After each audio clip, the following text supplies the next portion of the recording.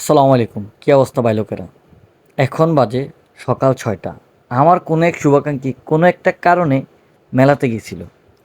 কিন্তু এই মেলাতে গিয়া দেখে এক অবাক করা কাণ্ড। আমাদের কুমিল্লার মানুষ যে এত পরিমাণ জুয়াতে আসক্ত হইছে, এই ভিডিওটা না দেখলে আসলে বুঝতাম না।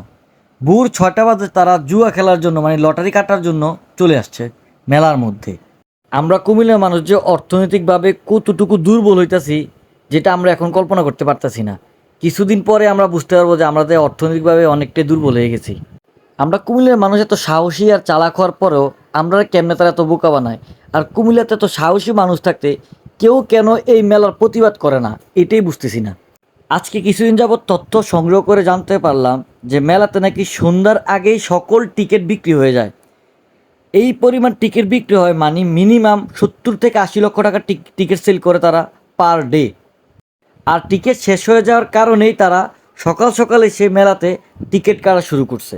আচ্ছা, একটু ঠান্ডা মাথায় চিন্তা করেন, তারা ৭০ থেকে ৮০ লক্ষ টাকার টিকিট সেল করে সর্বোচ্চ ১০ থেকে ২০ লক্ষ টাকার প্রাইজ দেয় কুমিল্লাবাসীকে। আর আমরা কুমিল্লাবাসী গাধার মতো তাদের তালে তাল মিলিয়ে যাচ্ছি।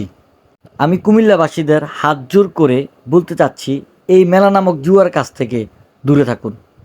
আপনার সুন্দর জীবন, আপনার সুন্দর পরিবারটা নষ্ট করবেন না এই মেলা নামক জুয়া খেলে। ভুল কিছু বলে থাকলে ক্ষমা করবেন। আসসালামু আলাইকুম।